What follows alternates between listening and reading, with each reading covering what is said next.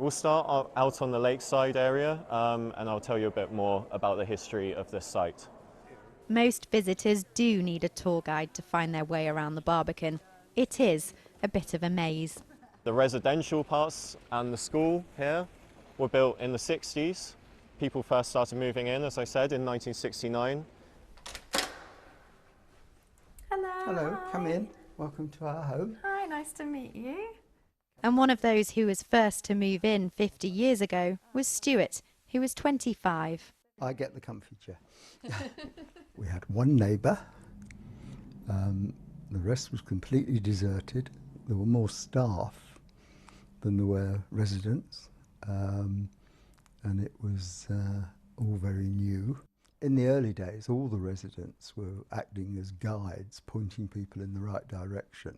I was 19 when we first moved in. My mother took the rather brave move of bringing us here, and we thought it was thrilling, really exciting to come into the middle of town.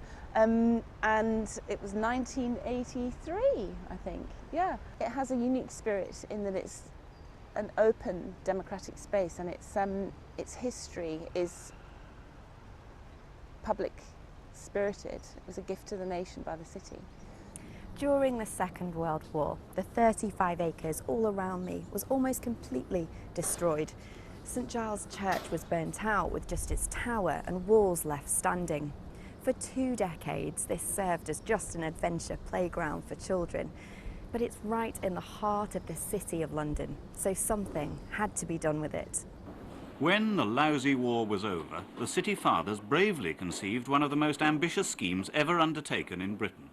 They determined to repopulate the city's square mile. I think just as now, in fact, it was always seen as quite as a radical place to live. You know, you were part of a new thought, a new concept. So I think even right from the beginning, most of the flats, in fact, were let, and it was very much sort of built as accommodation for city workers. Right from the start, I always put in something about the housing market here. With 4,000 residents, the estate has its own magazine. It's more the people than the articles for me, because like Lawrence says, we've got a plethora of people here who have often been very high-flying career people. It was really an upmarket council estate. Yeah. I mean, very upmarket, actually, in terms of the hierarchy of the people. The architects, again, sort of play with light and shadow and movement as you walk around the estate. The brutalist architecture isn't to everyone's taste, and the flats are pricey, but there are many who still see it as a radical piece of contemporary art. Hannah Gray, BBC London News.